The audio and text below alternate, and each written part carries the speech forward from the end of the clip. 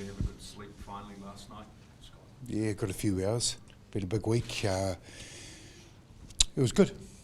Close your eyes, the mind shut off, and woke up this morning, got into the game, and work starts again. You said last night it was a relief to get that Yeah. first one out of the way, so do you expect things to be much more settled?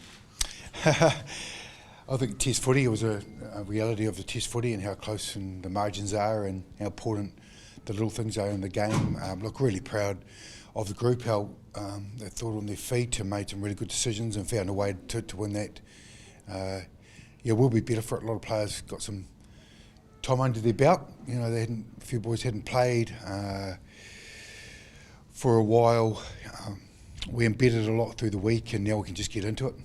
I asked you last night about the officiating, and you said you'd rather have a closer look at the game. I don't know whether you have, but were there some curious calls around the scrum, maybe the offside line, maybe English players going down injured?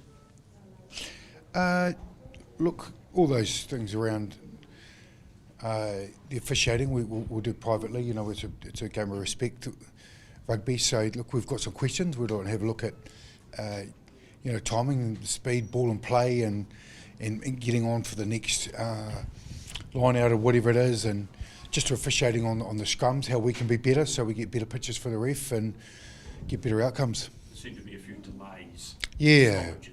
Yeah, look, our game wants to be sped up, isn't it? And that's why we're in the entertainment game, but also in the safety game as well. So we get a balance for it, and we want to keep moving. Scott, in terms of a squad update, how's TJ Perenara? Oh, if you ask TJ, he's great. He's woken up in an awesome condition, but we'll scan him this afternoon. I hope it's one of those ones that look worse than it actually is. So we'll know definitely tomorrow morning. But we've got plans in place if he's not right. Yeah. Do those plans include bringing in someone new if he is ruled out? Yeah, that's correct. Everyone else brought up all right, Fraser, from the game? Yeah, everyone's good. We had a pretty good medical clinic there, and everyone's pretty good. Tim Penny came through with his HAI protocols really well. He's right on. What did last night teach you about Test rugby?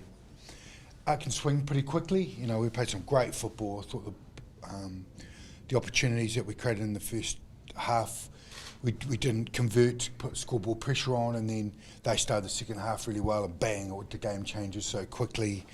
The kicking, the margins, and how we didn't quite know what we were supposed to, and they just kept us on our back fence. We're playing in our own garden, weren't we, for a long time, and then when we just had a couple of opportunities, the leaders stood up. So I was really pleased that they didn't find a way. How hard is it, Razor, to get players to transition from they play Super Rugby from February? It's a different type of game to wham. Yeah. You're playing on. How hard is that to get them in the right mentality? Oh, look, we talked about it. There's a lot of leaders. We've got a lot of experience, Gregor. You know, we've got a lot of guys that have played a lot of Test footy and knew that the English side would get us. They wanted to put us in this position, so we talked about it. We talked about the pressure that we could be in, and what solutions do we need to get out of it. You know, we wanted to go the scrum if we could, or the maul to create opportunities for us, and we did at times, but we'll be better for it. What about Hardy? Because there's always been this idea it's hard to transition out of Japan back into Test match rugby, but he didn't seem to have. No, he was straight back on. His professionalism's been incredible. You know, his role as a vice captain and how he supported, and when he stood up, you know, a couple of great turnovers, as you know, he can do, and a couple of tough carries off slow ball. So he stood up. A couple of lost lineouts last night. What do you put that down to? Murray.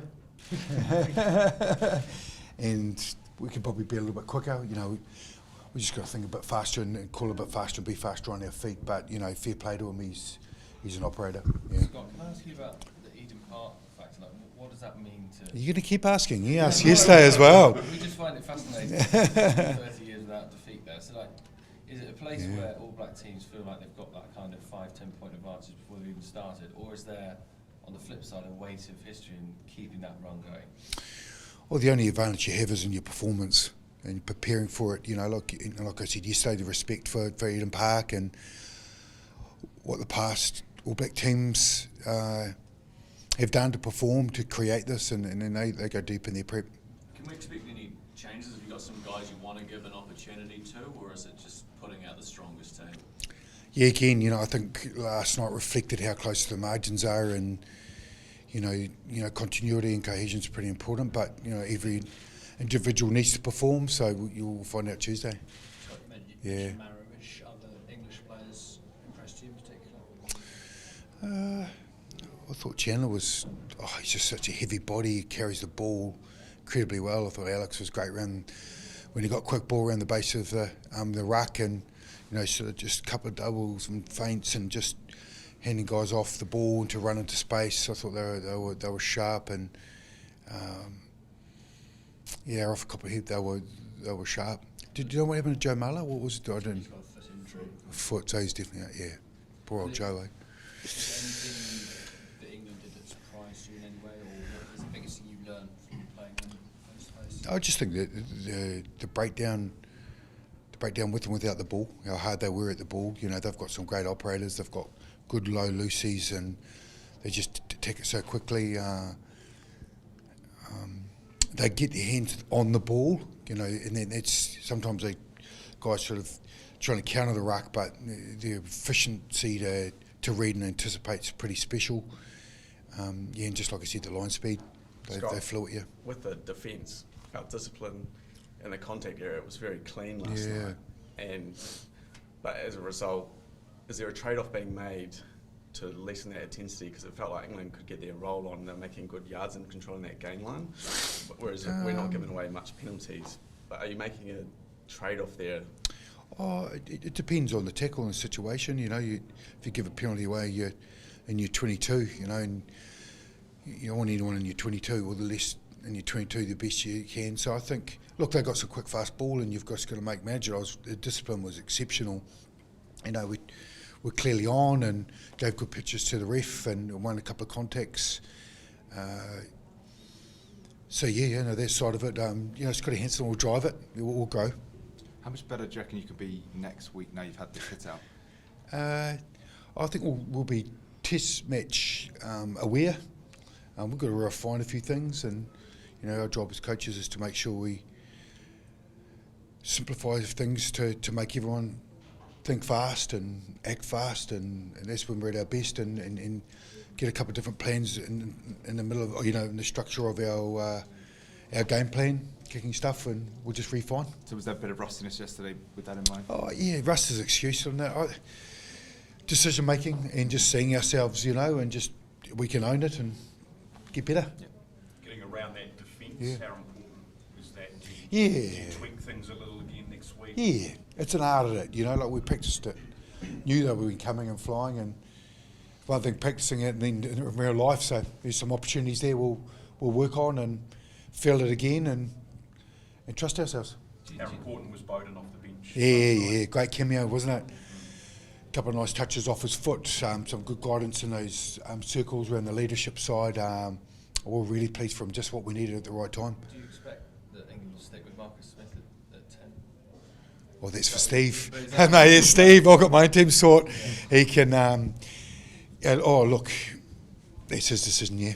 If we flip it on the other side, how much do 10s need backing? Like Damien McKenzie's perhaps in a similar-ish position where he's got quite a few caps, but maybe not run the team from 10 for a long period of time. Do 10s need that kind of consistent backing and selection in the team to grow themselves as the playmaker? There's a lot on. There's a lot on your plate, and it takes time. It takes time to understand how to test footy and the pressure of it. The ones in history shows that. So history shows that it's time on field, learning on your feet, learning a couple of lessons. So Marcus is a hell of a player. He'll be better for last night. Have you looked at that 60 seconds from when Damien pointed at the posts to when he went to kick it? Was it 60 seconds, 61, 62? What do you reckon? Yeah, she was. I think the clock stopped for a second or two as well. Yeah, it was some fine margins. We'll give that one to the ref.